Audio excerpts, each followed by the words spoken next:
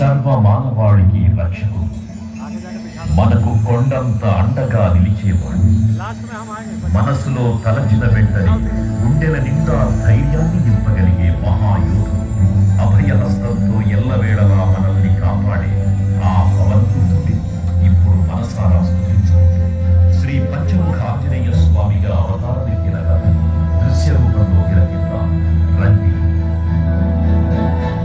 జనీయం ప్రసన్నాంజనేయం ప్రభాదిత్యకాయం ప్రకీర్తిప్రదాయం భజేవాం భజేవాలరాత్రం భజేవం పవిత్రం భజే పుణ్యమిత్రం భజే రూపం భజే బ్రహ్మతేజం.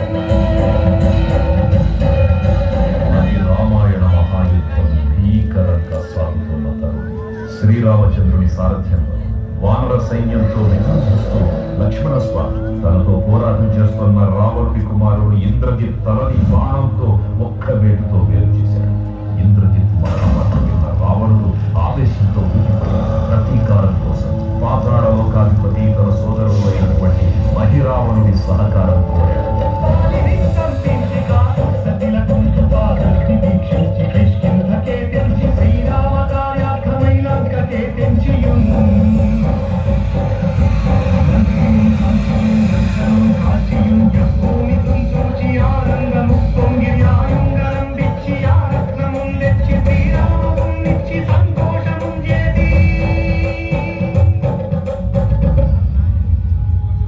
తన ప్రభువులను కాపాడుకోవడానికి వాయువేగంతో పాతాళలోకానికి చేరుకున్న ఆంజనేయ స్వామి సగం మొసలి సగం వానర రూపంలో ఉన్న వింత జీవి ముఖద్వారం వద్ద కాపలా కాస్తూ కనిపిస్తుంది.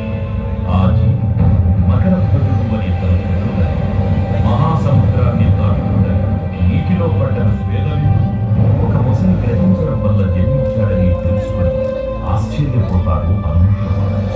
బ్రహ్మాండమైనట్టి ఆశ